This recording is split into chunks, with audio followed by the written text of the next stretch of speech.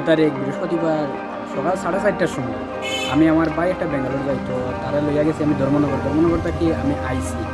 আর hour পরে আমার মা অসুস্থ, আমার মা বাইকটা কোনোদিন বাইরে গেছে না, আমার মা তো তার লাগে খাম দিয়া অসুস্থ হইয়া মানে বমি টমি করিয়া ঘরও ঘুমাই গেছে।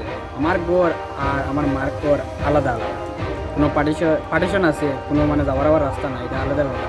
আর পরে করছে কি তাই সারা মানে ঘুমাই গেছে, ঘুমানোর সুযোগ বুঝিয়া আমি তো বাড়িতে ছিলাম না, আমি তো ধর্মনগর ছিলাম।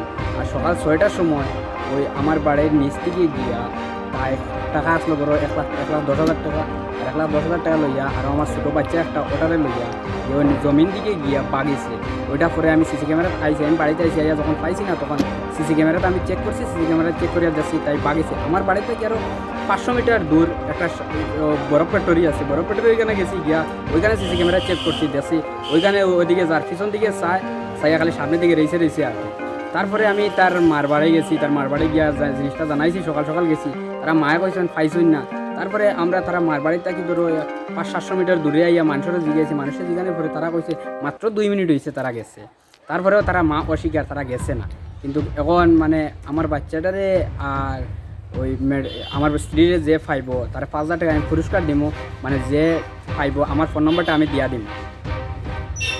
এফআইআর করছি, থানার এফআইআরটা আমি আপনারা এখানে দেখাই দিব। থানাতে এফআইআর করছি, পুলিশ আইছে, পুলিশে ইনকোয়ারি করছে, দেখছে পুলিশেও পান না, আমরা নিজে খুঁজে পাই আর না।